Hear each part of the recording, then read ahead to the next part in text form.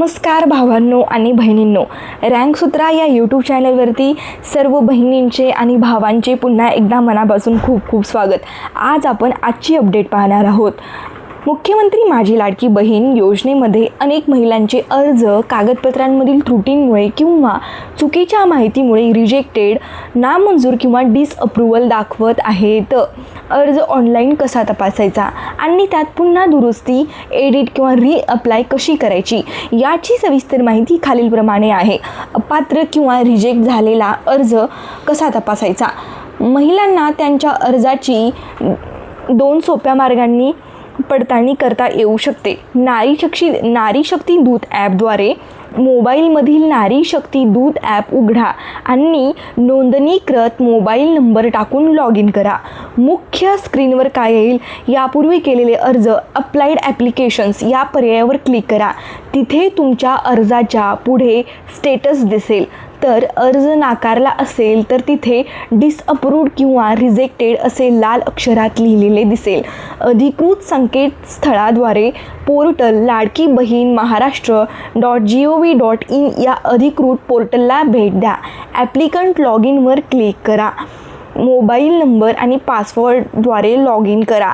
आता डॅशबोर्डवर येईल. अर्जाचे स्टेटस तपासा.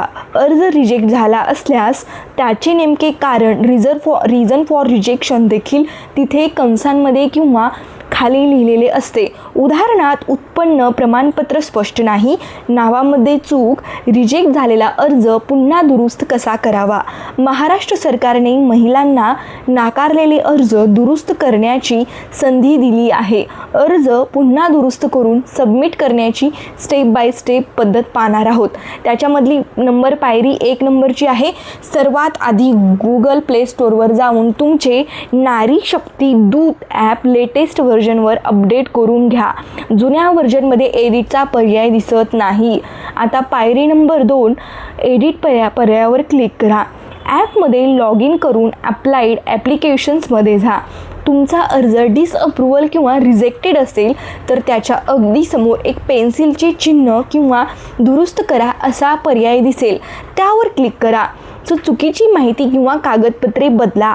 आता पायरी नंबर 3 आहे. आता तुमचा संपूर्ण फॉर्म पुन्हा उघडेल. ज्या कारणामुळे अर्ज रिजेक्ट झाला होता ती माहिती सुधारून घ्या.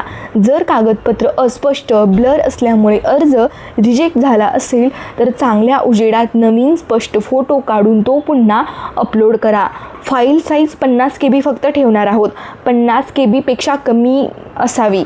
सो आता ही 50 KB फाईल कसं कमी करायचं, तर गुगलवरती जायचं आणि टाकायचं फोटो साईज 50 KB लेस दॅन असं टाकल्यानंतर आपोआप तो ऑप्शन येतो. तिथे आपण फोटोची साईज 50 KB पेक्षा कमी करू शकतो. आता पायरी नंबर 4 आपण पाहणार आहोत.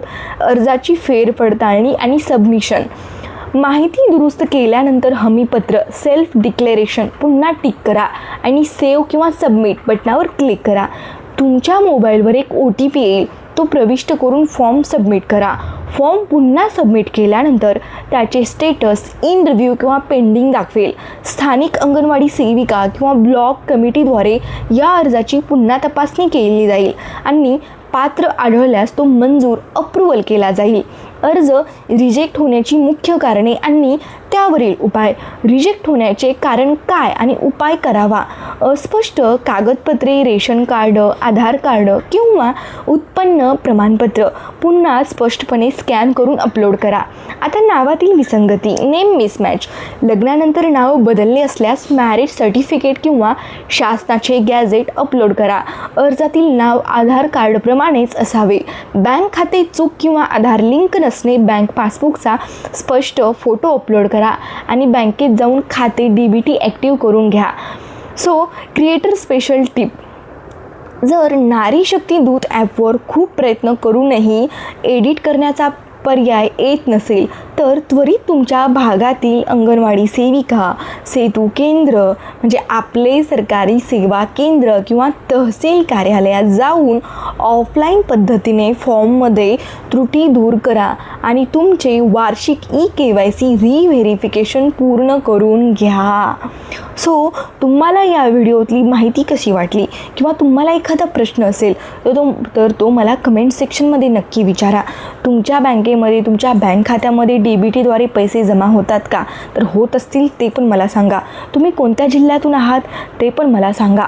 आणि भेटूया पुढच्या व्हिडिओमध्ये नवीन माहिती घेऊन, नवीन अपडेट घेऊन. तोपर्यंत बाय.